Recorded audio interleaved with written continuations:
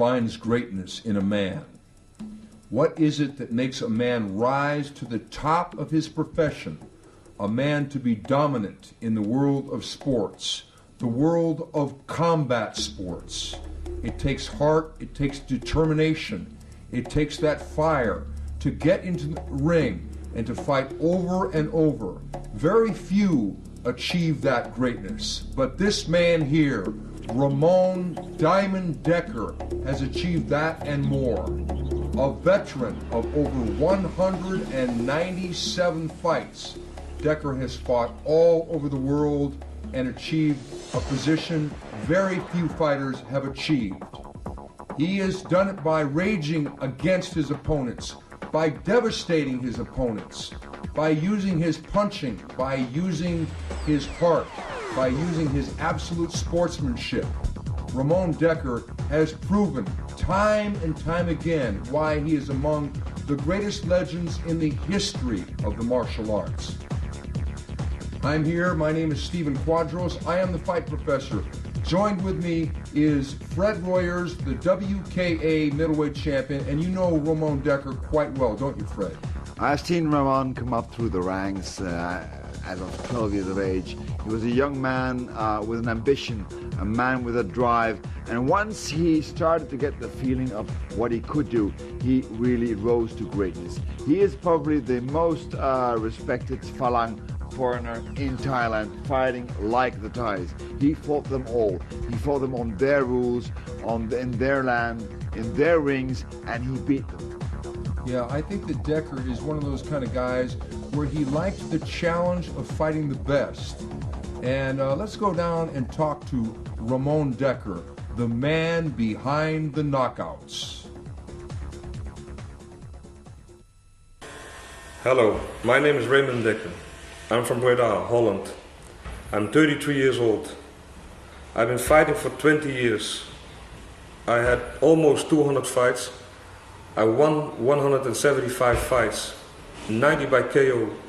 I am 8 times world champion, kickboxing and Thai boxing.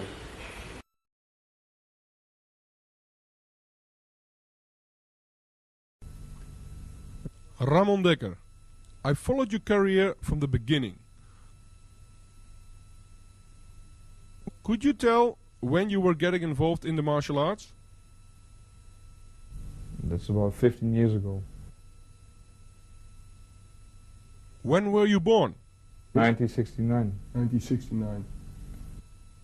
At which date? 4 September.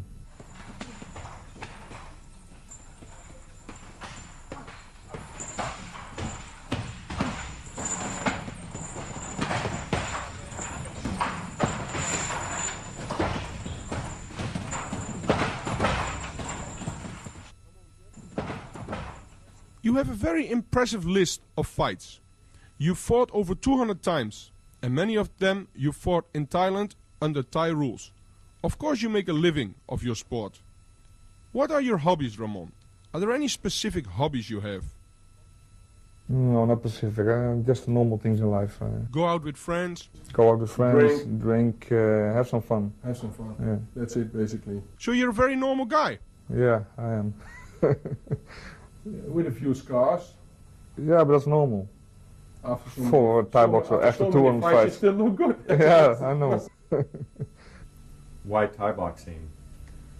Yeah, when I started in this gym in Breda 15 years ago, I liked what I saw, so I started training over there. And that's how. Who was your first trainer? Cor Hammers, and he is still my trainer at this moment. Did you have other trainers? No, he was the first one, and I didn't have any other trainers. So.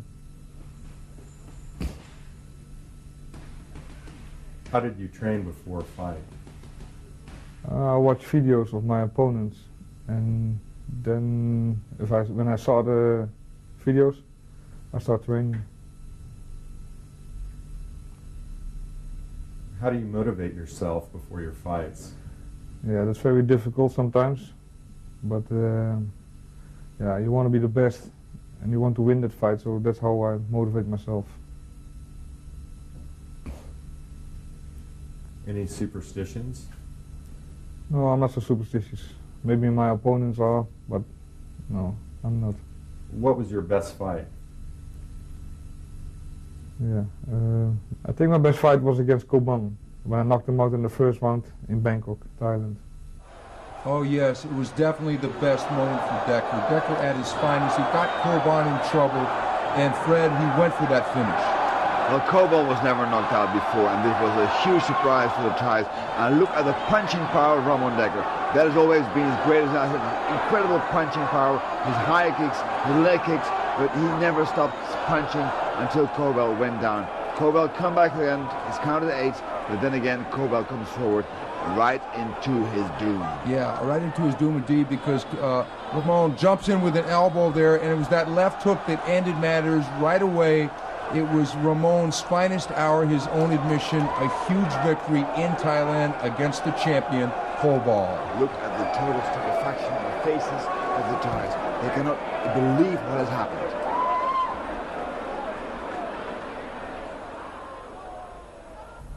Worst fight? I don't have any worse fights, so Toughest fight? also against Koban. I fought him 4 times, and they were all very tough fights. What was your most beautiful fight? When I won the world title against Numphon in Amsterdam. And yes, it was Dekker at his most beautiful. It was Dekker with that punching and Dekker with that beautiful left hook as he lands right here and puts the tough Thai on the deck. And Dekker was fighting in his hometown, Fred. He was fighting in his hometown, well, in Amsterdam, but at the same time the Thai television had insisted to broadcast this fight live to Bangkok, to Thailand. There were Thai referees, there were Thai commercials, even in the corner post there are Thai commercials, as you can see, because everybody believed that he would not succeed in beating this man, this Numphon. But what he did was incredible. I was there, I was writing an article for one of the big magazines covering this fight, but wow, was Dekker in shape. He was fabulous. Yeah, Dekker showed a variety of attacks, but it was those punches in bunches that really had the Thai reeling most of the fight, being dominated. Much to the Thai's credit, he didn't get knocked out clean, but Dekker had a few surprises for him in the form of kicks to the face. And there he is, winning the title, being hugged by his trainer and mentor, Cor Hammers, the new world champion, Ramon Dekkers.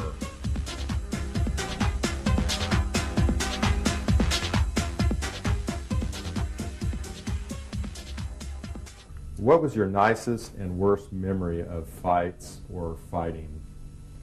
I think the fights that I lost on points, but for myself, I won. But they cheated, you know, especially in Thailand. They let me lose a fight, but it was for sure that I won that fight. What was your most emotional fight?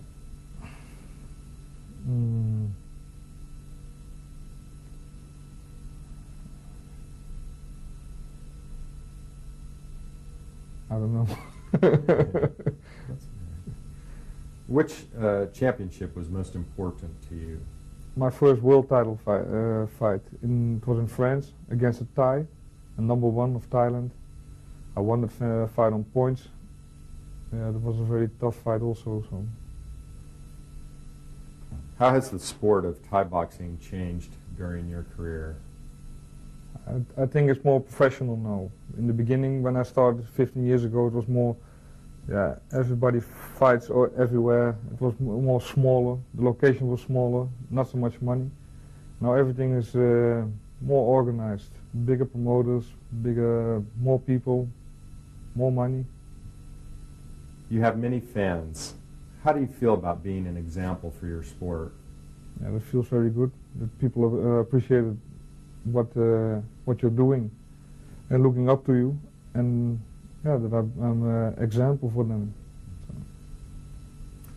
You fought your way to the top, then injuries set in and set you back for a time before you eventually came back to the top.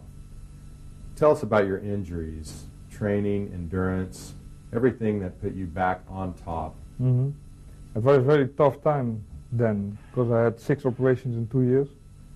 Because my ankle was very, I don't know exactly what happened with my ankle, but after 200 fights almost, my ankle was finished. And yeah, it was tough after 2 months in the hospital. Yeah, training for 3 months, very tough that time. So, but in 2 years' time, I get back to the same level. And as soon as Dekker was well, he was back in the gym, working like a madman, on the heavy bag, doing the repetition necessary to develop his power, and also working many drills with partners. Dekker, being an astute student of the craft, knew how to work not only by himself, but also with that ever important training partner. One thing you see that is very controlled. He can fight like a devil. But at the same time, he can always train in a very precise and astute way. He is really a scientist of the art. Absolutely. And one thing about Dekker is that it's the constant repetition of the technique to develop the technique. He's not just some free-swinging wild man in there. He is a cold-blooded technician with the intention to terminate. Now this is with Cor Hammers, his trainer and stepfather, who is working the pass with him. And you can see the enormous power that Dekker already possessed at that time. I mean, this man was 63 kilograms and he fights and punches and kicks like a heavyweight. It's really incredible the way he fights, the way he works. Yeah, I had a special schedule with my trainer Cor Hammers. We train in a special way. To get me back in the fighting, on the fighting level.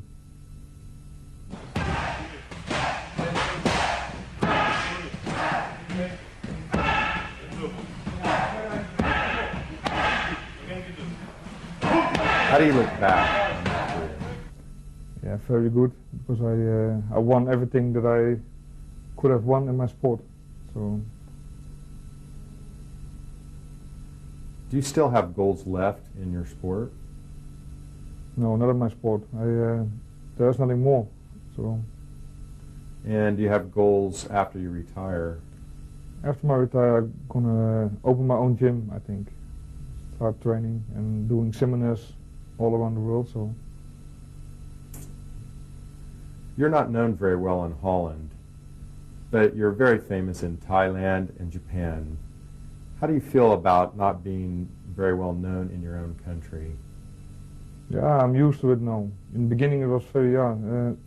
When I walk on the streets in Thailand, everybody recognizes me and asks for autographs and pictures. Yeah, here in Holland, yeah, they don't know you, so, but you get used to it, I think. Do you think the public sees the sport of Thai boxing the same as they see other sports like football? No, I don't think so. I think the people got a very wrong image of kickboxers. We are all criminals and do bad things. But I think it's the wrong impression they got. I think we are top sporters, training hard, training every day, and watch what we eat and how we eat. Don't go out. You know, we are very serious. Train more than a football player, I think. So I think they got a very wrong image of kickboxers.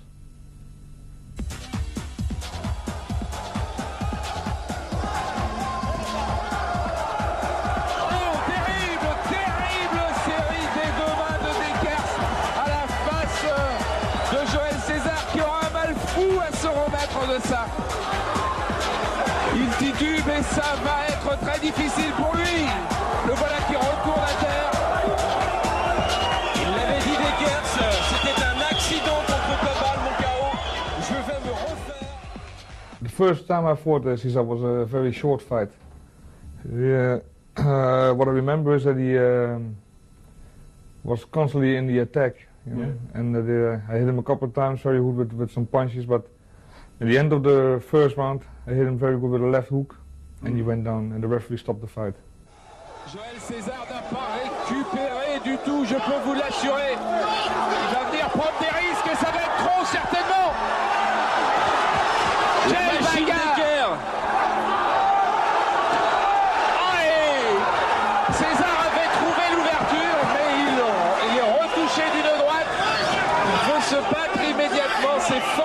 C'est fou ce que peut être la boxe time. On boxe depuis 1 minute à peine. Et on retrouve exactement l'ambiance que l'on a à Bangkok au stade Lumpini. Et c'est fini. C'est fini, Joël César ne sera pas champion du monde. Dekkers garde son titre. On va peut-être discuter dans le coin de Joël César, mais peut-on dire qu'il avait récupéré? On va revoir des images que Didier Froli va nous renvoyer. Certainement qu'il n'avait pas récupéré complètement, car il avait pris énormément de coups. Et pourtant, il avait trouvé des solutions de contre encore dans les ce dernières coin. secondes. Un coup de pied de face.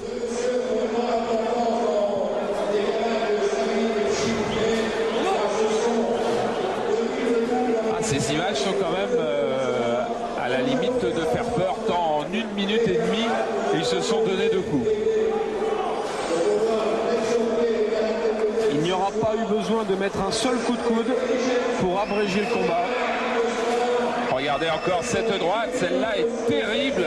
C'est la première fois que Joël César va à terre là dans cette reprise. Et maintenant, bon, il semble avoir un peu récupéré, mais il avait pris beaucoup de coups.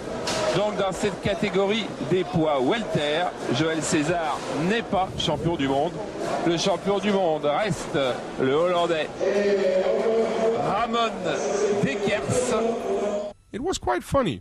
The friends wanted to have their rematch. They wanted to have revenge. Yeah. One month later was it? I think it was 1 month later. I know we all went to Paris. You, me, and about 100 fans from Holland. The atmosphere was very special. Everybody came with orange caps, jackets. We had the year 1988 and Holland just won the European Championships in soccer. Before the fight, we show you running around Paris and the Eiffeltoren and Arc de Triomphe. I can remember the fans were more tension than you, Ramon. Everybody knew César trained as a madman before this rematch fight. And again, it was his hometown, Paris, France, where the fight took place. Did the victory in the first fight give you an extra impulse for your destructive performance? Yeah, also, but because they wanted to have the rematch, 1 month later I knew that it wasn't good, you know. It was better for César also if he trained longer and had some more fights between. Yeah. But he wanted everything too fast, so it happened. It was almost the same as the first fight. I knocked him out in the 3rd round this time. Yeah. But yeah, it was almost the same fight as the first one. Yeah, he got like 2 or 3 8 counts in that fight. It was really bad for the French audience to see their favorite fighter getting destroyed for the 2nd time within a month. César took a lot of punishment in that fight. He got knocked out badly. Yeah. But he went down very long and heavy also. But the Frenchman came to rumble. Conventional wisdom was that the Frenchman chose too soon to come back with that 1 month. But César was very tough in this rematch. And at first, it seemed to be a close fight. You can see that César has been training, especially in the clinch, trying to get the better of Ramon Dekkers there. The referee, the famous Krongsak, who is a very famous fighter himself. But of course, they know Diamond Dekkers is moving forward now. Once again, stepping up a gear and then start those devastating punches again. But César hung tough, and he was going to be determined to take this into the late rounds and trying to get Dekkers tired. It was a fight fought with elbows, as you can see. The elbows by Dekkers, of course, he's very well versed in them. He knows how to use the elbows. Good punches there. Few kicks though. And that was strange because normally you see Dekkers kick much more like this. Those terrible, damaging, punishing high kicks of Ramon Diamond Dekkers.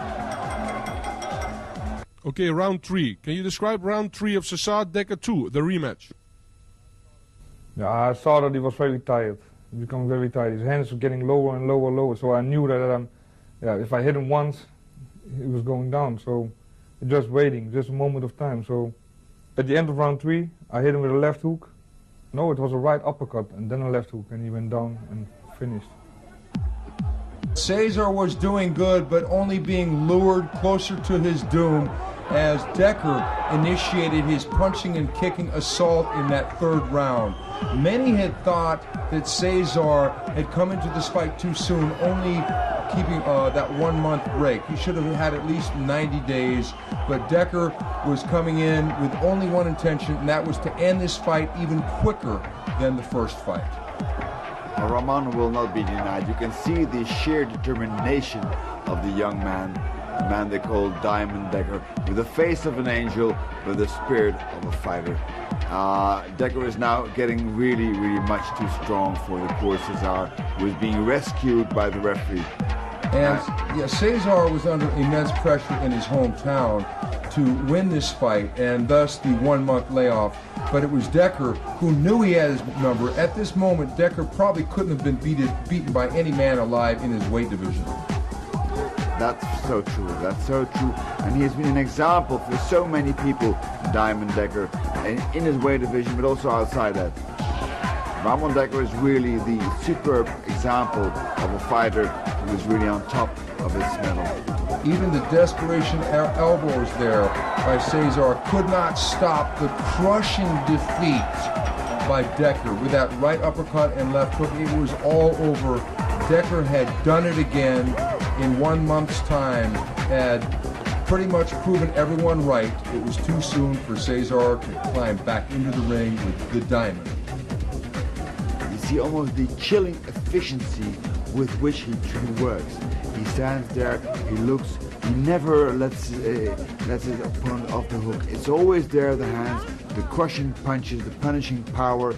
1, 2, 3, 4, 5 punches, always a sequence of it, and there he goes. He knocks him out cold. Out cold indeed.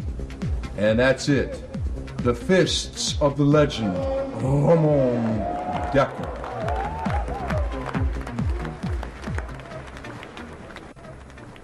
I think it's one of your stronger weapons, your left hook. Left hook, yeah. My boxing, but my left hook is very famous. In the earlier part of your career, you fought another Frenchman called Richard Numphon from France. Tell us what happened in that fight. The first time I fought Richard Numphon, it was in France. And then I was a B-class fighter, and he was already European champion. Yeah, but I didn't know that.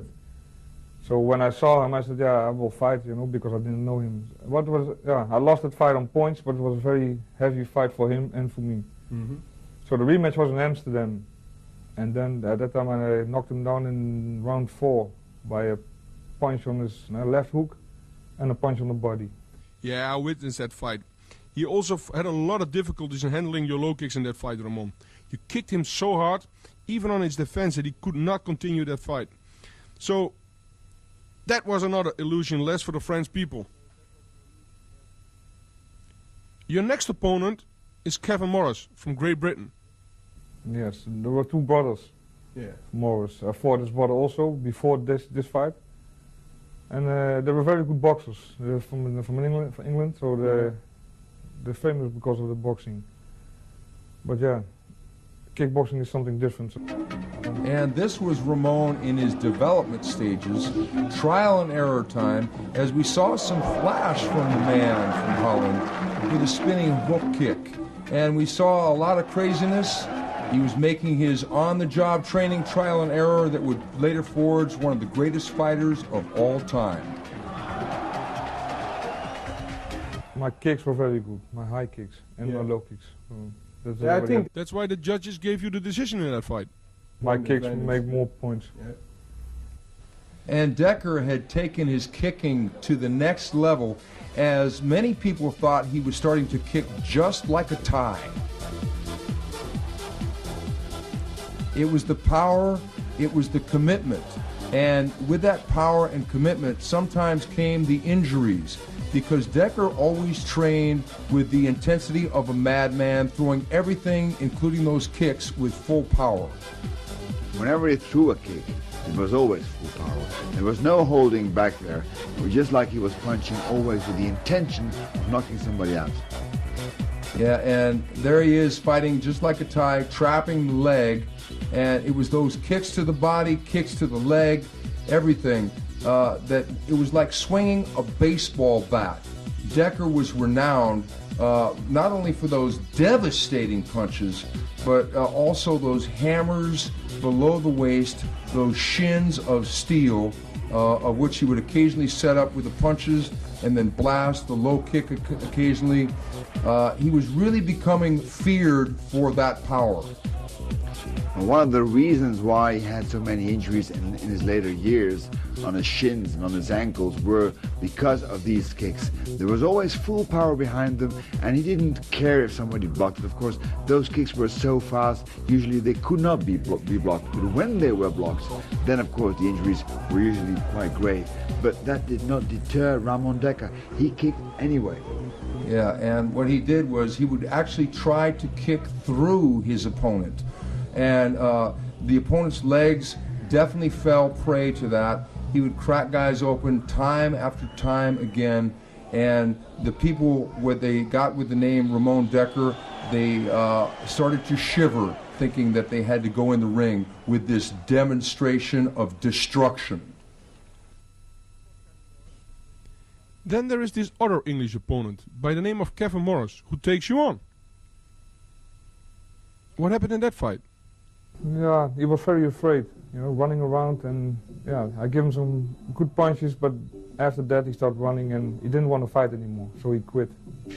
It had gotten to the point where Dekkers' opponents were so afraid of him that they fought merely to survive.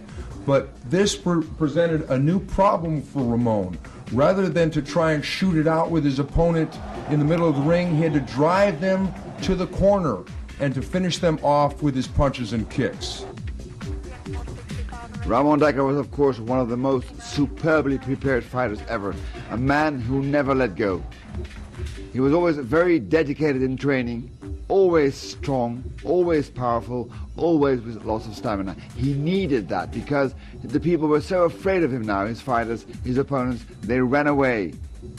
They tried to hide, but they couldn't hide. The ring was just too small, and Dekkers did exactly what he wanted, did exactly what he set out to do, and that was to create a knockout, usually a devastating KO.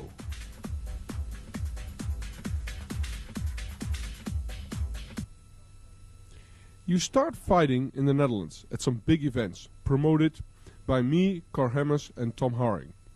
One of the first A-class fights you fought was against a guy named Michel Ubergen from Chacariki in Holland. What do you remember of that fight? That fight was, he was a very quick guy, you know, very tall, and he makes a lot of points, but they were not strong, you know. His kicks and his punches were not so strong.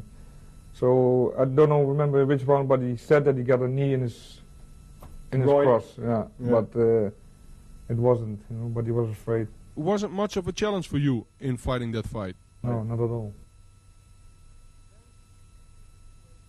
Then your real world famous breakthrough came against your opponent Numphon from Thailand. That time he was a reigning world champion from the Lumpini boxing stadium, who is the highest ranked in Thailand. Some promoters in the Netherlands promoted that fight live to Thailand. It was the first time the Dutch audience saw big name world class fighters all fighting in one event. I think your fight against Numphon was the fight of the night. Numphon tried to survive for 5 rounds. This was the first time you fought a Thai champion, a real big named fighter from Asia. How did you go into that fight, Ramon? Yeah, I know him. I saw some videotapes of him when he fought in Bangkok, and I was really impressed because he was a very good fighter. And he was world champion and champion from Thailand in that weight. So that's one of the most important belts for me, that IMF World Champion belt. That's the International Muay Thai Federation. You almost knocked him out. I think it was a left hook. Yeah, again. You got an 8 count. Yeah. He got 2 times 8 counts, I think. No, you got twice an 8 count. You kicked him in the face, you punched him in the head, kicked and punched him on his liver. But he was very strong, very tough, you know, he didn't go down, so... Yes, there was no respect from you at all fighting the Thai champion. You just said to me that he was from Thailand and that the title was very important for you. Yeah, I really wanted to win that fight. I really wanted to show them that a guy from Holland can be even strong or stronger than one of them, you know, one of the Thai. It is quite unique in that weight class. Nobody did that before. You were the first fighter to accomplish this. Straight after that fight, you fight against Thierry Wannig, a new Thai champion. There is a story before this fight, and I'm the one who knows this story. The Thais wanted to have their revenge, and they put their new Thai champion to fight you, the Thai Thierry Wannig. You said to me before that fight, and I remember this very well, you saw a fight of boxing champion Sugar Ray Leonard a couple of weeks before your fighting. And in that fight, you noticed a nice boxing combination from Sugar Ray. Did the combination work? A very quickly boxing combination, really fast. And I wanted to try it on Thierry, and it worked out very well. It worked out very well because after the fight, I said to you, Ramon, what were you doing? He said that was exactly the combination I saw from Sugar Ray. Unbelievable. The Thai champion was knocked out badly, Ramon. He couldn't even stand up himself. No, I have to help him. So just as soon as Ramon was developing that attitude of kicking like a Thai, he introduced the Thais to the punches of Western boxing with that devastating knockout over Thierry. Dekker had done it again, done it his way, done it with that left hook at the tail end of a punishing combination over the legend himself, and the hometown crowd roared its appreciation. People were suspecting he was now a kicker, but then he proved once again he was very much a puncher as well. The Thais had not seen these kind of punches before. They were used to the knees, they were used to the elbows, they were used to the high kicks. But it was with that ice-cold-blooded efficiency that he set up those punches that he had so well schooled under the tutelage of Cor Hemmers and devastated the Thai champion with that final hook uppercut.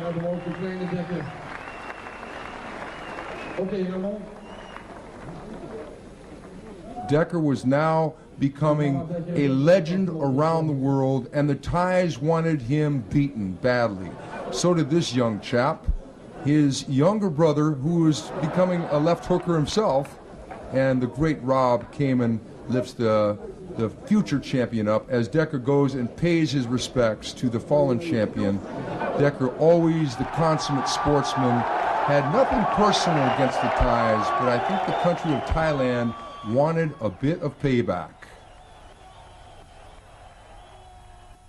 At that point, they really were getting nervous, and they invited you to Thailand for the first time. First time, was the first time, yeah. Numphon, Numphon. the rematch. Rematch, and yeah, they asked if I want to bring the belt with me, but I didn't. You know you were going to get robbed. Yeah, but it was a very good fight, and it was the first time with elbows and everything. It was your first time in Thailand fighting with elbows? Yeah, with elbows. On their rules. What did this huge crowds and media do to you? Did it have any effect on you? Yeah, it was not normal, you know. The first time when I saw that, was really impressed. And it was in April, that was what I remember. It was very hot, it was a record. There were 40 degrees or something, you know. And yeah, it was very, very hot. That humanity, did it do something with you, Ramon? Did it take a lot away from your conditioning? Yeah, we trained in Rob Kamen, had a house over there. We trained at his place. I remember. Yeah, and he was fighting also. And Michael Leo fought, and we went all to Thailand. So you prepared at Rob Kamen's house? Yeah. So you're in Thailand with a temperature of 40 degrees. It's your first fight in Thailand. How much did these factors take something away from your capacity as a fighter? I felt better because Yes? I felt better. When it's so hot, and for me it's no problem to fight with that temperature. No, but I also think maybe the preparation did a lot during that fight. Yeah, I trained only 1 week in Thailand. Before I trained in Holland, and 1 week before that fight I trained in Thailand. Did you know immediately that you couldn't win on points in Thailand? Obviously you saw fights in Thailand and knew that a Phalang, which is a Thai word for foreigner, could hardly win on points in Thailand. We all saw fights where the foreigner fought for 5 rounds and won at least 4 from the 5 rounds, but still would lose the fight on points. Yeah, that's what I knew before. You know, you must knock him out to win. You know, on points it's impossible to win. So, Yes. but that's difficult to fight also. If you know that if you don't knock him out, you lose. It's So difficult. you start really putting pressure to force the knockout. Too much pressure, and you're getting, if you're fighting too much for the knockout, you. Now, a knockout comes naturally, but if you try to force the knockout, you can walk into a punch yourself. That's a boxing and Thai boxing law. I saw that fight, and I think you won all 5 rounds, Ramon. Yeah, normal European rules are, I won. Yes, you would have won easy. It's always an entirely different scenario when you go to a man's country and fight him at his own national sport. Much like taking on the Brazilian soccer team in Brazil, Dekker was coming in against Numphon at Lumpini Stadium, the mecca of Muay Thai in Thailand.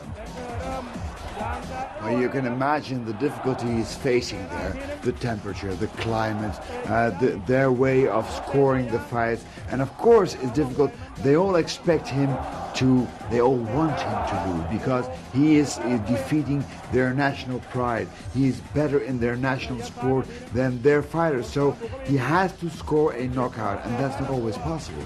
Yeah, and the funny thing is that under Muay Thai, the kicks and the knees are, as you said before, counted more in the scoring.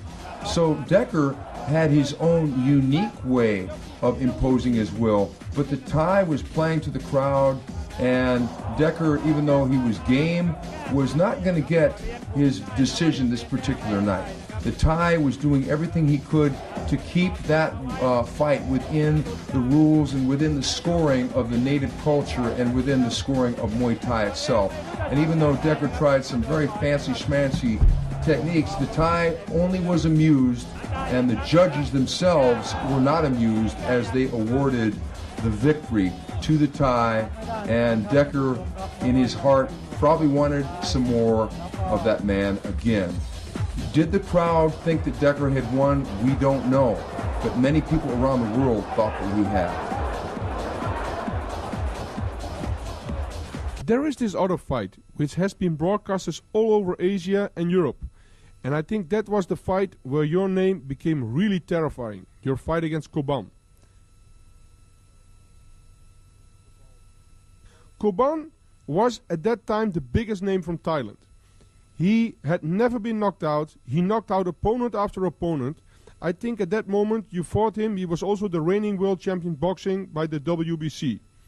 It turned out to be one of the most impressive trips for the whole team Dekker when we all went to Thailand to watch your fight against Koban. Yeah. It was a rematch, because I fought Koban a couple of months before in Paris. I know about that story. Yeah. Yes. And now they want to have a rematch in Thailand against Koban. Yeah. Yeah.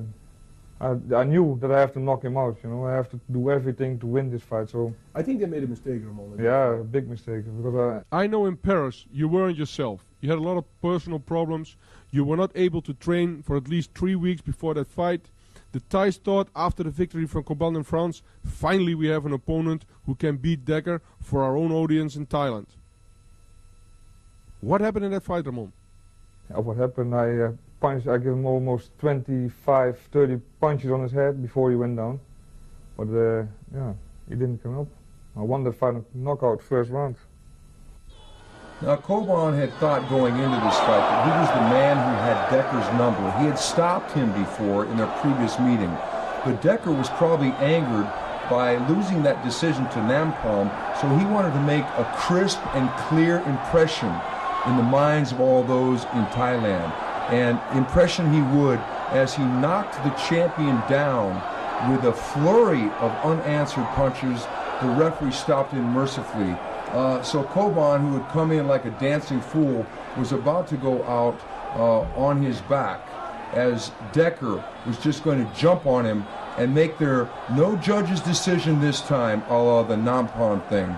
He was going to make sure that the crowd was going to be in awe of that punching power.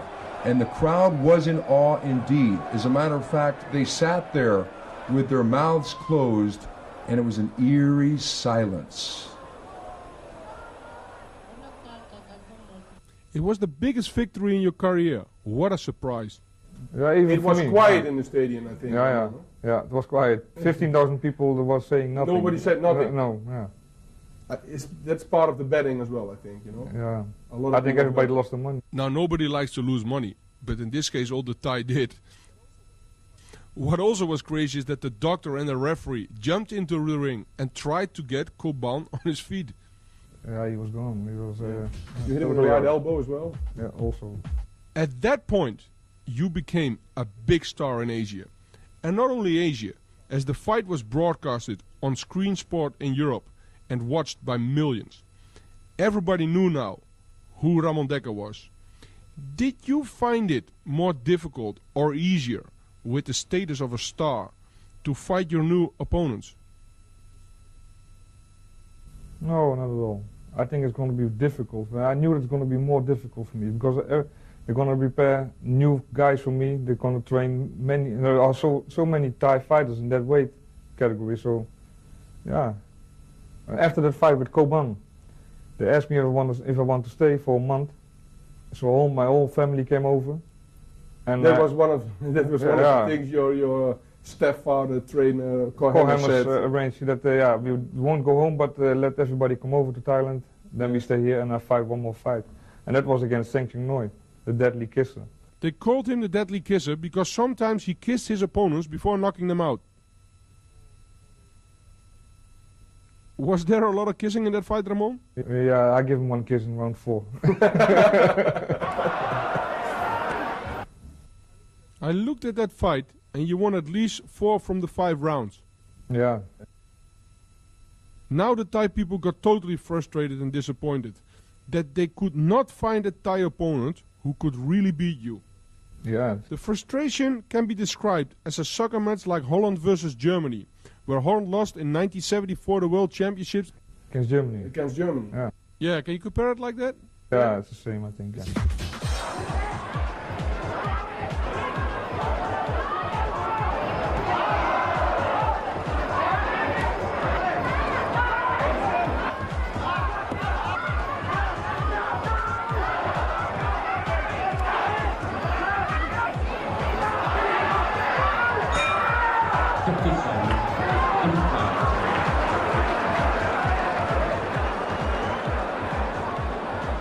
Ramon Dekkers was now becoming the fastest rising star in Thailand in Muay Thai, and he was being matched against the best. But that rising fame was a dual-edged sword. The Thais paid good money to see him fight, yet in some ways they did not want him to win, as he did not win such fights as against the legendary Sakmongon. Dekkers would try to play the game as well as he could, try and be tactical, try and fight like a Thai, try and use the point system in his head, and it was very hard for him to win on points in Thailand at that time. Well, time and time again, he met this problem, trying to do his thing, trying to beat the Thais with their own game. But of course, they had become very fans of him as well.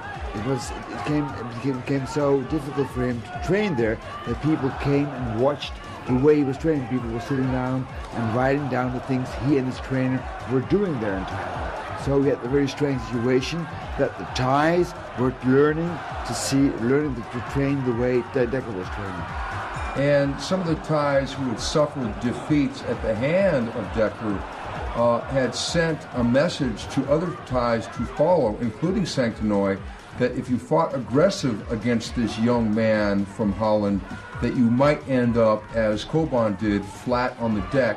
So they started to fight more conservatively and to hope for those decisions, because it was very hard for anyone to stop Ramon Dekkers at that time, including this man, the deadly kisser, Sakmongon. Even though he tries for those elbows to try and open up a cut, it's really a conservative match that he tries to fight. He doesn't try to go for the finish at all times. Well, Ramon Dekkers had become so popular and so famous in Bangkok, in Thailand, that if you arrived in Bangkok and you would go up to a taxi driver, just say you're Dutch, the first name he would say is Ramon Dekkers, Diamond Dekker. That name had become a legend. And it was a legend for such wars with punches, with kicks, with knees, elbows. And even though he would cut the tie, he would seemingly win the fight. And he would initiate his own attack, fight at will. The benefit of the doubt was always given to the hometown boy. And it had to be frustrating on one half, but on the other hand, Dekker just liked to fight, and he liked the adulation he was getting from the fans. The people on the street were just absolutely enamored with this blonde-headed European. Well, you can see here that he's really dictating the pace of the fight.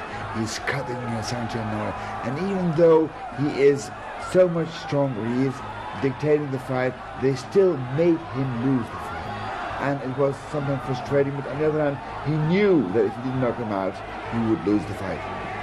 But I think in his heart, he knew that the fans were behind him. He knew that the people around the world knew what the reality of the situation was. Any good sportsman knows that sometimes to play the game, you have to deal with some extremely strange circumstances around, and politics can be a factor.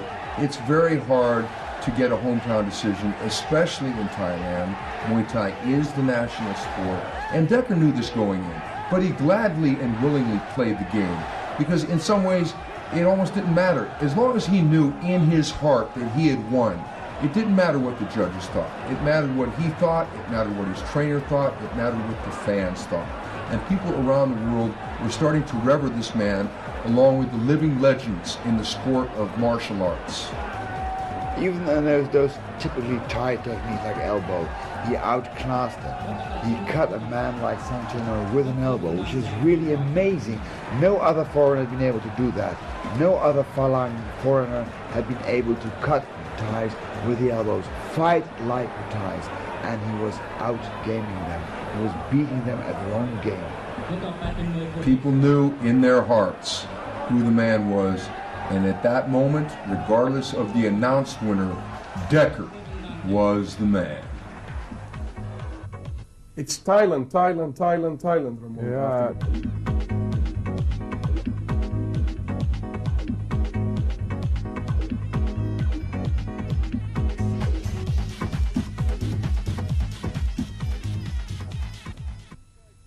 A new Thai champion is created. One of the newest champions goes by the name of Sakmongon. You fought him twice, I think. What happened in that fight, Ramon? No, I fought him only once. You fought him once? Once, yeah. It was in Thailand? In Bangkok. And I heard that he had 6 different trainers before my fight. 6 different trainers trained him, especially for me. Yeah, to knock me out, but that never happened, you know. You were still standing at the end of round 5. Yeah, again. I think it was a bloody fight as well. Yeah, I got an elbow in round 4, I think. But he received some elbows as well and lost a lot of blood. It was one of the most bloodiest fights I ever saw. How did you experience these fights in Thailand? Fighting with elbows, the newest Thai champion #1 again on their list. Did you find them getting stronger?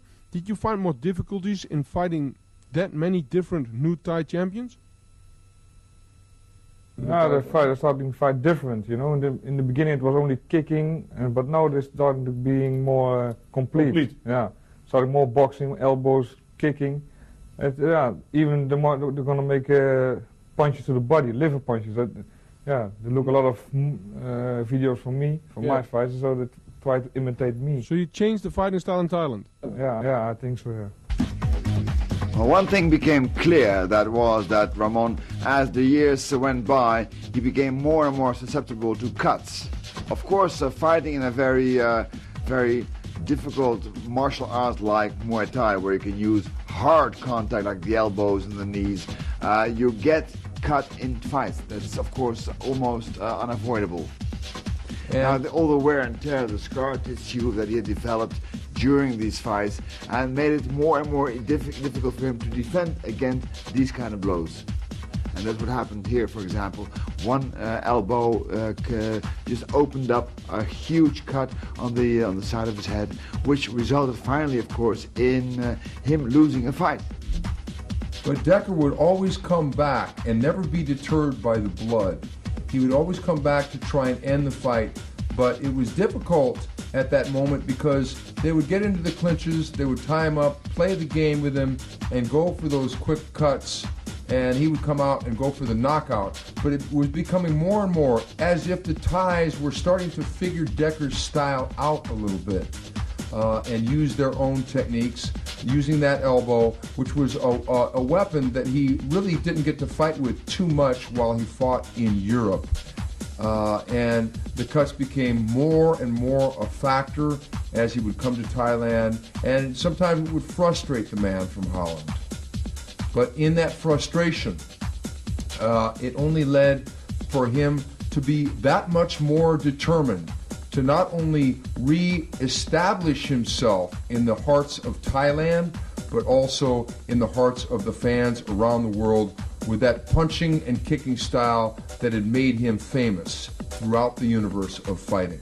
He had become so famous in Thailand that people started really to study his videos, study his fights. There were really trainers, especially who were called in to instruct the fighters who were fighting him, just to make sure that their fighter would win, because they were so proud on their Muay Thai, and the Thai are very proud people. And when Dekker found out that they were bringing in trainers, this only reaffirmed his own commitment to getting back into the gym, to hammering out not only the tried and tested techniques that had got him to the top of the world of kickboxing and Muay Thai, but also to get through with some furious new combinations under the tutelage of his corner and mentor, Cor Hemmers. Dekker was really determined more than ever to not only be at the center of the stage, but also be the stage itself. And he would do that through the power and the commitment of those techniques, because he was getting ready to face another dragon, another crosstown rival, as he was going to come back into the ring of Holland.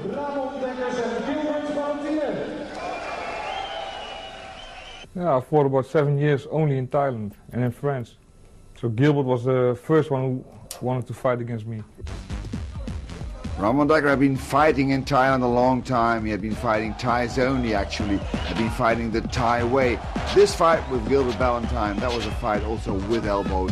But still, the way people score the fights in Europe, the way we fight in Europe, that's different.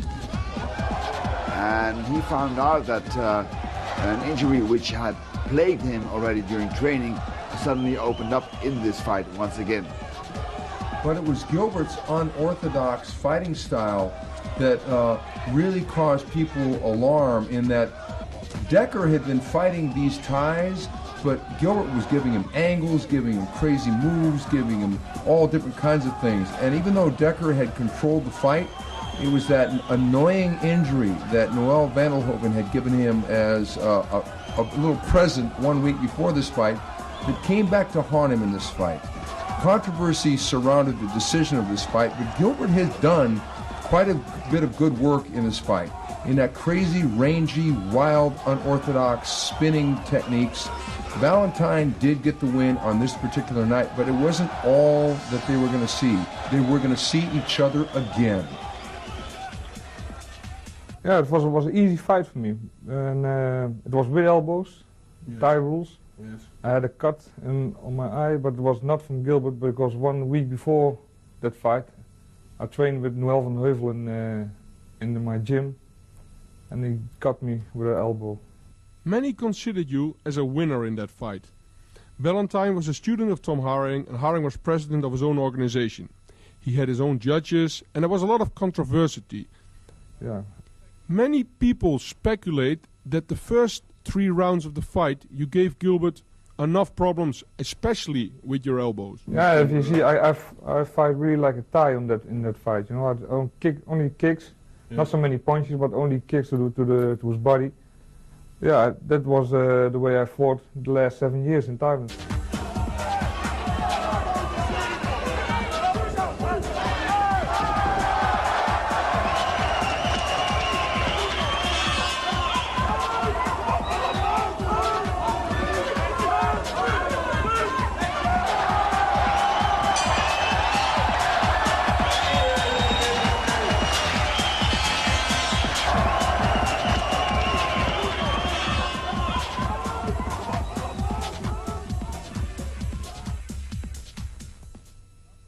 You were fighting a Thai, Chanoi,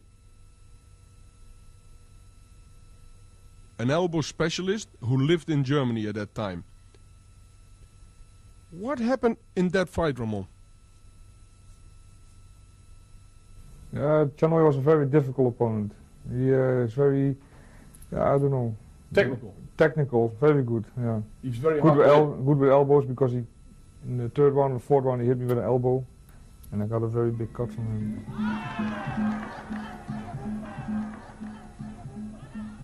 So the cut on the forehead is from Chanoi? It's from Chanoi. It's from Chanoi. That is quite a souvenir Chanoi gave you in that fight. What happened after that third round? Could you continue fighting with that cut? Yeah, I knew that maybe the referee is going to stop this fight, so I have to, I start with low kicks, but it was too late. After 2 rounds, you couldn't walk anymore, but the end of the fight. Yeah, his leg was totally bruised, and you still continue fighting with the cut. I think your cornerman, Cor Hemmers, did a hell of a job in that fight. Yeah, it was a very big one, but they had super glue and super glue. Yeah, that was one of the wonder tricks we had in the corner. Super glue. Yeah, but it helped. So with the application of that super glue, effectively Ramon had become bionic, and he was going to need those extra special tricks up the sleeve of his corner to get through this fight against this madman technician in Chanoi. Chanoi really seemed to be slippery in getting that elbow on the inside, and Dekker was undeterred. He was going to go out there to try and knock this man out, but Chanoi was ice cold, meeting Dekker on his own home ground, trying to go again and again to that elbow, which if there ever was a weakness to Dekker's arsenal, it was with the elbow. Chanoi wanted to exploit that weakness. But like I said before, Dekker was undeterred and was swinging for the knockout until the very end.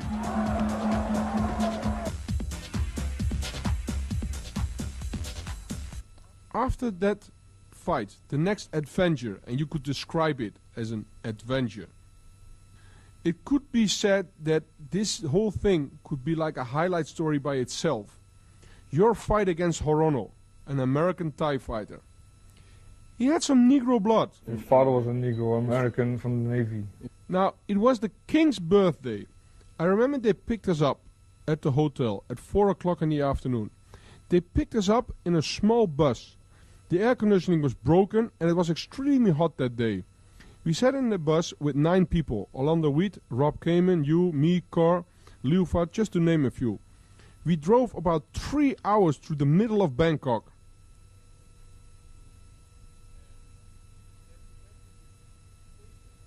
And when we finally arrived at the so-called place where the fight's supposed to take place, nobody was there. Yeah, there was no event. Of course, the Thai who was driving us didn't know nothing. Lucky for us, and we thought at that time it was a mistake, Rob Kamen spoke and asked a Thai with a motorcycle standing on the street where the fight took place. His answer shocked us. He said we were at the wrong stadium.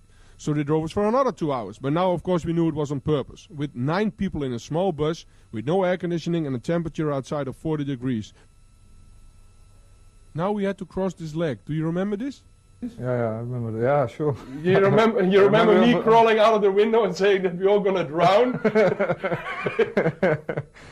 I think that it is these type of stories which makes it worth to live the life we did.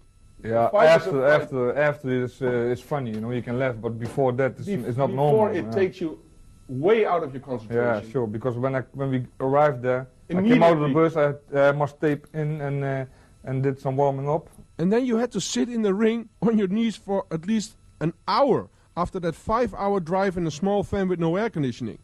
Yeah. It was the king's birthday with a live audience record of over 100,000 people, and broadcasting was done live in Thailand and throughout the whole of Asia. It turned out to be a very good fight with an even matchup. Did you study it especially for Orono? I saw some fights from Orono on tape, and I knew that he had some very good elbows, so yeah, I have to watch out for them because I had enough scars. So yeah. You didn't need another one. No. And Ramon was not one to avoid a tough challenge. Where his last opponent had been more of a technician, Orono was just a windmill of flurry and activity that could match Dekker almost power for power. Whereas Ramon would start to build up a lead early on, it was Orono that would come raging back with his own elbows, and it was that left elbow that was a deciding factor.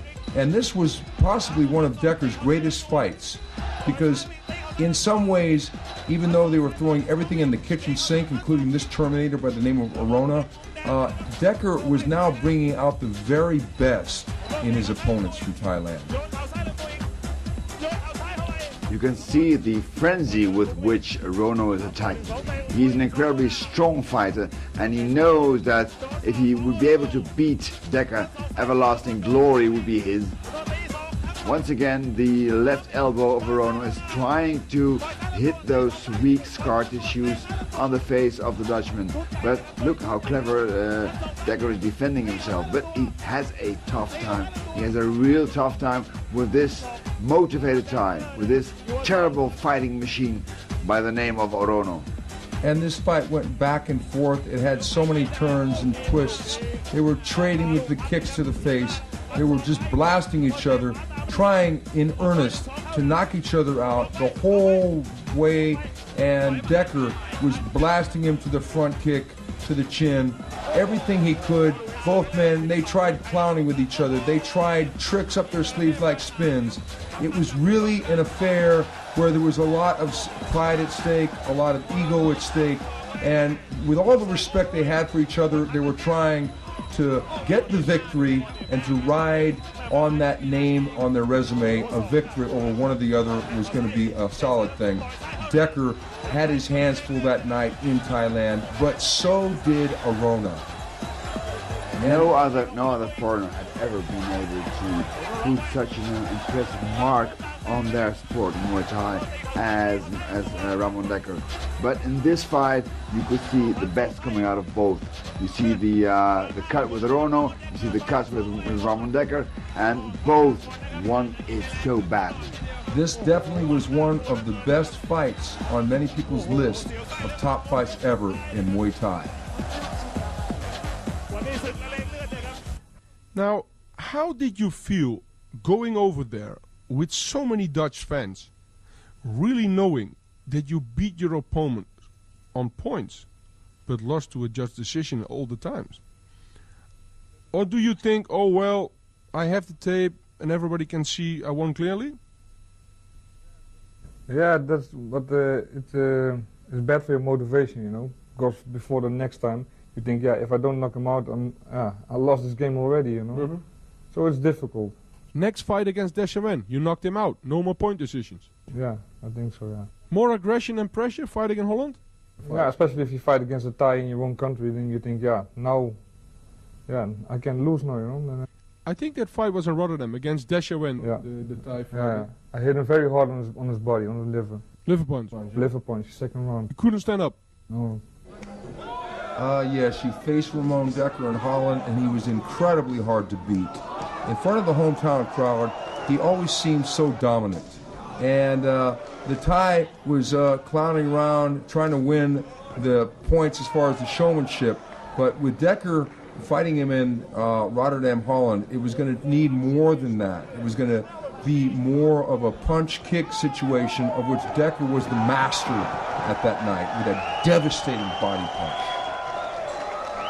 Once again, it shows the versatility of Ramon Dekkers, because the Thai has his defense very tucked up high, tucked up behind his guard, and all of a sudden that devastating liver punch comes in, and that hurts so bad. Once again, a KO victory for Ramon Dekkers. My kicks are left harder, and my punches also. Despite you're right-handed. Yeah. Is that because the way you train? Is there a special way of training? No, I think that's... It's natural. Natural, You're born yeah, that way.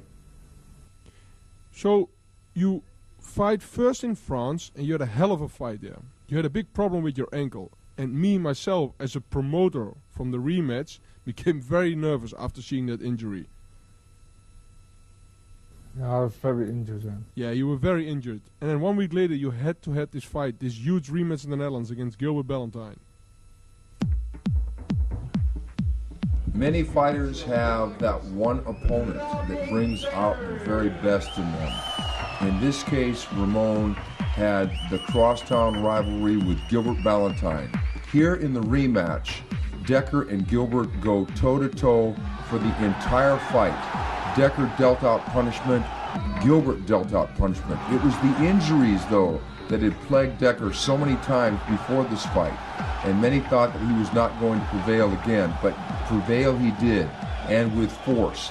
But Gilbert wasn't going to give up at all. This is a lot like the classic rivalries in boxing between Sugar Ray Leonard, Roberto Duran, Marvin Hagler, and even in the heavyweights with Joe Frazier versus Ali. The classic opponent. They brought out the best in each other. Two Dutch guys going toe-to-toe. You can see that Ramon is already heavily relying on boxing techniques. Because of all the operations he's had on his legs, he's had, I think, 6 operations in 2 years. He just actually couldn't really kick with his right leg. He had to do it all with the left one, but still punching and kicking and going strong in this fight with Gilbert Valentine. Look at the way they eye each other. These two guys, they're just amazing. It's interesting because both these guys on paper have similar styles because they're both punchers. They both like to throw the wild kicks. But when you see the fight in its entirety, you realize that even though they are punchers, they punch entirely different. Valentine is in some ways more of a brawler, more of a street fighter, where Dekker is the... Now look here.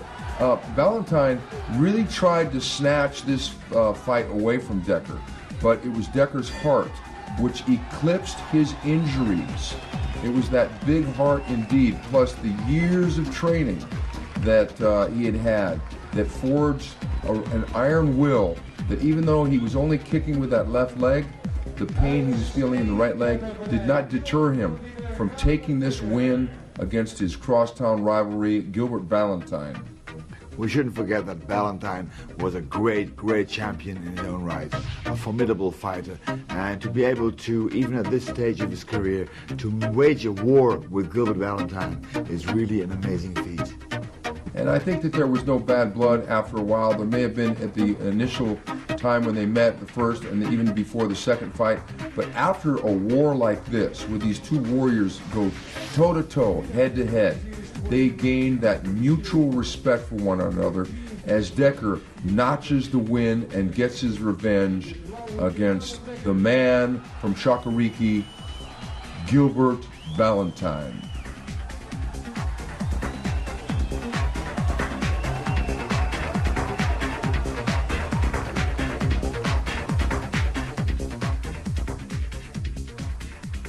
But I couldn't kick with my right leg, only left.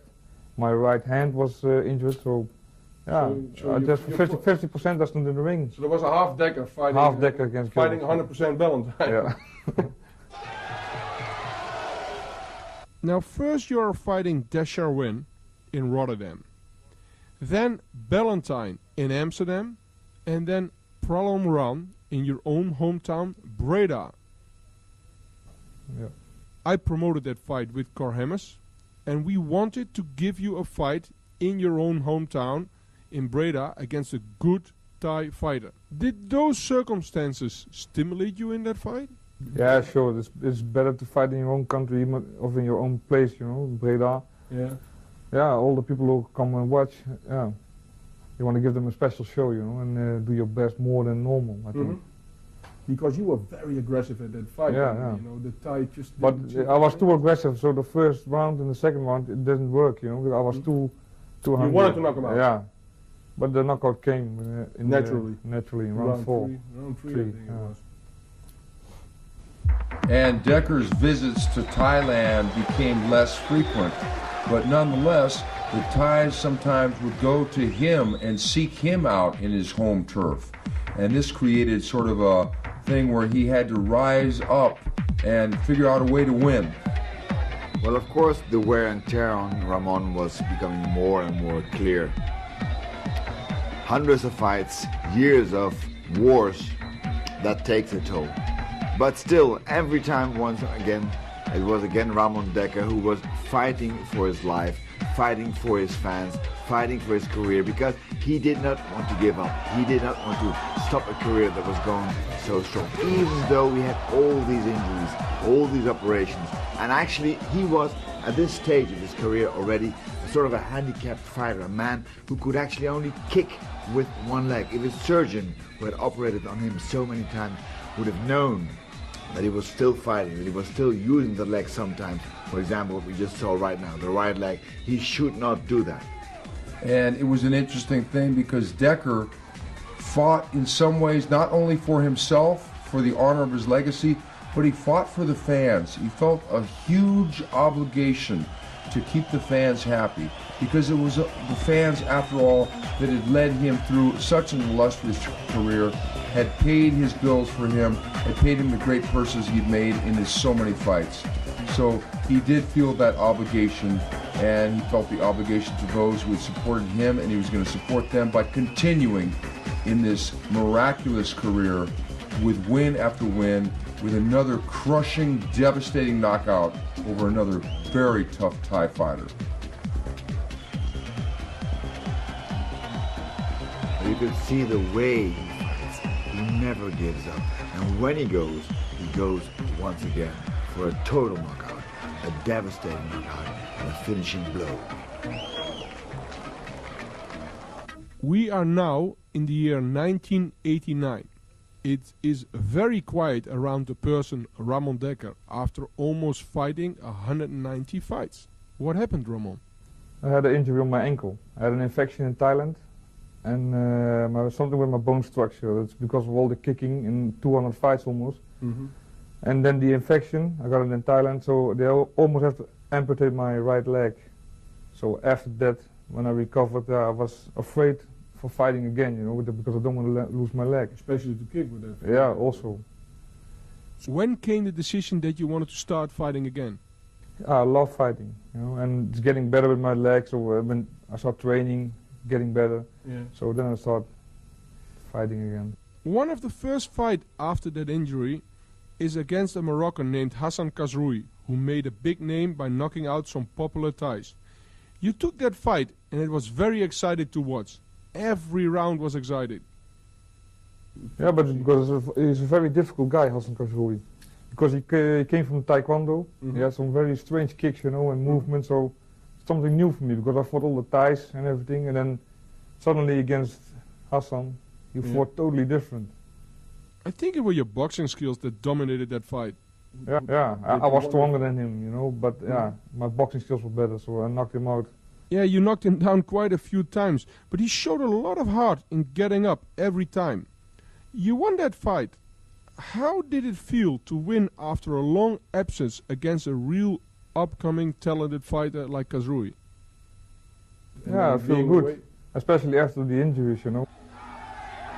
As Dekker's career advanced, so did his weight, and he was forced to move up not one but two weight divisions. And there were many hungry young lions ready to try and notch a win over this master of the ring. One of these was Hassan Khazroui, a formidable fighter from Morocco who had wonderful leg techniques coming from a Taekwondo background. And he challenged the old master, but it turned out that it was a challenge that he could not really stand up to. It was youth versus experience, but Dekker also had that power, and it was the power of the punches, the kicks, the knees, as he stalked the younger man later in the match, and he delivered the knockout once again with those huge punches, those devastating punches. And we can see that Dekker is still using the right leg, the leg he shouldn't be kicking with. Already his stance is a southpaw stance, so he's forced to use his left leg because he sometimes forgets it. He is so used to using that lethal right kick. Once again, the master of disaster, Ramon Dekkers, wins another fight. After that fight, they have to operate me again. I did six operations in 2 years on the same leg. Yeah. And even my doctor said, yeah, it's over, you know, you can't fight anymore. But yeah, I got a fighting heart. I want to fight. Yeah. So At that point, you start changing and developing new techniques. to be like more of a southpaw, and you trained for other combinations as well? I changed my whole tactic. You know, I didn't kick with my right leg anymore, only with left. Even my punches were different now because I couldn't stand and walk and move on my feet like I'm used to. Okay, the fight against Ryan Simpson, who became another big rising star in Muay Thai in the year 2000. What happened in that fight, Ramon? We went down, same punches, left. He made a left hook, I made a left hook, going down. But he hit me on my eye. I couldn't see after the knockdown. I couldn't see. I think that was very frightened, you know, because I thought, yeah, maybe I'm blind, you know. So I thought, hey, what's this? So. Yeah. Did you find out what it was? Did the doctor tell you anything? Yeah, and I went to the hospital, and it's something with the. Something with the eye. They didn't know what exactly. No, yeah. It's very amazing. I only saw it once more in a boxing match. Very unique. The two professional, well-trained athletes hit each other at the same time on each other's chin, and then go down at the same time. It's a classical incident. You do not see that like in a decade. Now Simpson made his name through you, and the fight was very well matched. And it was enjoyable to see that Dekker was still there after your terrible injuries. Of course not the old Dekker, because you could notice your different fighting style and that you did not kick as much anymore. I didn't train because before that fight, I think it was a month or 6 weeks that I came out of the hospital and was still recovering. Then another new opponent, a Moroccan fighter named Tarzati from Musa Gym. A good fighter who takes you on. Yeah, but it was a tournament. It was only 3 rounds, yes. And normally I start after 3 rounds. Yes, you know, when it was too short, and it was They gave the decision to Tarzati, although you were warming up. I think if it was 5 rounds, he would not survive it. Yeah. So you are not really a tournament fighter. If it is for 5 rounds, then I am. Then Gerald Mamadeus, a world champion full contact, who was starting Muay Thai as well. You knocked him out by leg kicks in round 3. I think it was leg kicks. What happened in that fight? In the beginning, with opponents like Mamadeus, who has the same fighting style like, for example, Kazrui, can be very dangerous. Did you train differently to fight Gerald Mamadeus? Yeah, for every fight I train technically. You know, I watch the videos and I train different. But yeah, he had a big name, Mamadeus. He said he kicks very hard, but he's flexible, but not so strong. So you did not find him a strong kicker? No. I think it was in the beginning with low kicks. He could not take the low kicks, and that is a rule in Thai boxing. You start with low kicks, and then later follow to finish with punching techniques. Then punching, and then I hit him on his head, and the referee stopped the fight. And even though Ramon had been forced to change his style to that of a different fighter, to kick mainly with his left kick and to use a different fighting stance, it was right around this time that he fought a very game Mamadeus, and it was right around this time that that new style started to really come into effect for Ramon. Like so many others, Mamadeus wanted to have this chance to fight against the greatest legend of modern Muay Thai. He wanted to have this chance. He's a great fighter himself, Gerald Mamadeus, but he was still outclassed in some ways. And Dekker still, against orders from doctors and from most sane people, kept kicking with that right leg because some habits are hard to break. He tried that new style, and the new style was working, but it was that old, tried and true style that he had used so many times for years and years. And even though he was now stepping up in weight and fighting younger men, bigger men, he still always found a way, sometimes the old way, with the hard kicks and the hard punches to defeat the young lions coming up the ranks.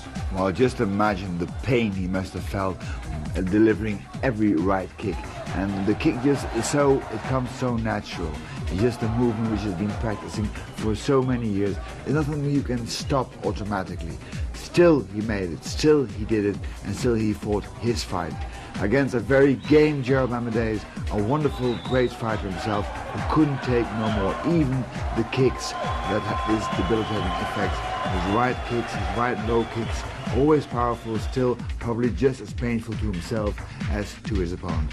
Once again, another KO victory for Ramon Dekkers.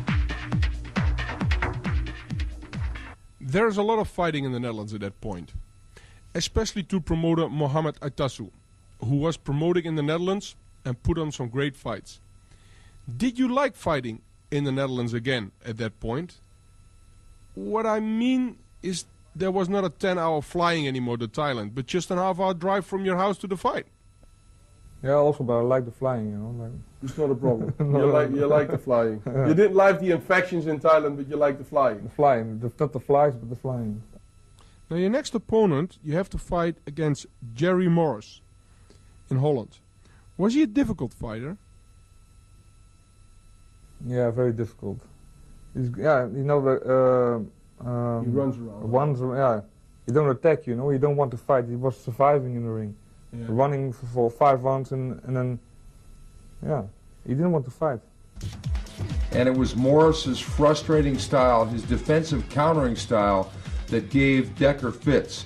He didn't want to stand toe-to-toe with Dekkers. He wanted to move around, he wanted to use his defense and pick his own shots, and it was mainly a boxing match. Nevertheless, we should not forget that Jerry Morris is a formidable fighter himself, although in this fight he did not fight the way he should have fought against Dekkers. On the other hand, he did what Dekkers hated. He moved around and scored points. After that fight with Morris, Kazrui challenged you for a rematch. Even though the injuries were starting to plague Ramon on a frequent basis outside the ring, he never brought those injuries inside the ring as excuses. He would always face fighters with full intent, even in rematches. Hassan Kazrui was one of these great fighters that had fought Ramon before and had lost to Ramon, but the press was not very positive after that fight. Well, this time Ramon Dekkers made sure there was absolutely no room for doubt. And no doubt indeed, because no excuses were left after this fight. He got the KO and moved on to his next bout. I won the fight by KO in round 2 or 3, I don't remember, but my condition was very bad because I didn't train at all. I came out of the hospital again. That's another operation, so... So you did not really prepare for that fight? No, I think I trained for only a week, maybe 2 weeks. That was all. You were too strong for him? Yeah, and his chin was not so strong. I hit him very hard on his chin, but... He went down? Yeah. It is amazing Kazrui was getting very popular, and even then, after your long absence of fighting, you still won the fight. Twice he lost now to you, and now you're fighting all of a sudden Sang Shanoi, a Thai fighter. Was there a reason to take that rematch? I think it was a satellite broadcast, I don't know. It was a satellite broadcast one. So, then I fought Sang Shanoi again. I won that fight on points. More difficulties after all the injuries? You could not use your weapons like your hard kicking techniques? No, I didn't kick, so I had more boxing. More it was also a fight with elbows, so... You could fight with elbows? Yeah. As Ramon's career began to wind down, there were a few things that he wanted to do. Exact revenge against old foes that had gotten decisions against him. In this case, Sang Shanoi. And it was a matter of pride that he fought in front of the hometown crowd. And the Deadly Kisser thought he had won, but Dekkers had other ideas in this match.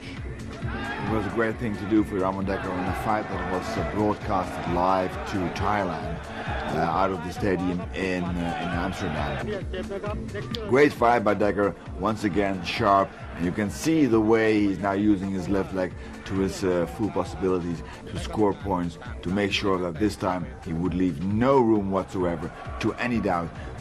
Revenge is a very sweet thing, especially if it is extracted in front of a great hometown audience and millions watching home in Thailand. And the way he did this was with great composure and with great style. Ramon Dekkers, once again, is victorious in this fight, in this very hard and tough fight against Sang Chien-noi, the deadly kisser. And it was that time when Ramon had finally perfected that southpaw style, the versatile style that had given men fits around the world. And as he's congratulated by his corner, he now moves to the center of the ring, and ironically, he gives a kiss to the cheek of the man known as the Deadly Kisser. Now that's payback. Last but not least. And Ramon kept fighting, but some wondered how long would he go? How much longer would he stay inside the ring before he retired and moved on to activities outside the ring? Then you fight a Thai champion in an event in Morocco. Numphon, he's from the same camp as Numphon. Yes, he was a very good Thai fighter. Very, very good one, yeah. How did the fight turn out? I lost on points, but yeah, it was live broadcasted to Thailand. Yeah, Thai judges and referees, so... Yeah, Moroccan fans really loved you. Yeah, sure. In some ways, Ramon Dekkers had reached a stage in his career in which winning or losing didn't really matter so much anymore. He had perfected the art of Muay Thai, using the elbows, the knees, the kicks, the punches, all exactly the way it should be used. And it was his defensive ability, along with his offense, that made him the complete package. If ever there was a fighter who epitomized from head to toe what you need to know about stand-up fighting in the ring against Thais, against Americans, against people from around the world, it was Ramon Dekkers, the great one, finally ending a great career. Is there a message you want to give to all your fans around the world, Ramon? Like, for example, to new, young, upcoming fighters? If they're watching the video, don't try this at home. It's very dangerous. I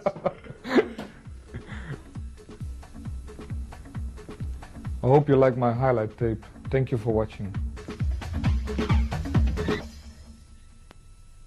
There's no doubt that Ramon Dekkers has etched a place in history as one of the greatest fighters of all time. I'm Stephen Quadros, I am the Fight Professor, and I've been very proud to have worked opposite my broadcast partner Fred Royers. Fred, what about this Ramon Dekkers character? Well, Ramon is fabulous, fantastic, and I would like to thank him on behalf of all the Muay Thai community in Holland and all over the world for all the years of pleasure, of excitement, of fantastic experiences that he has given us.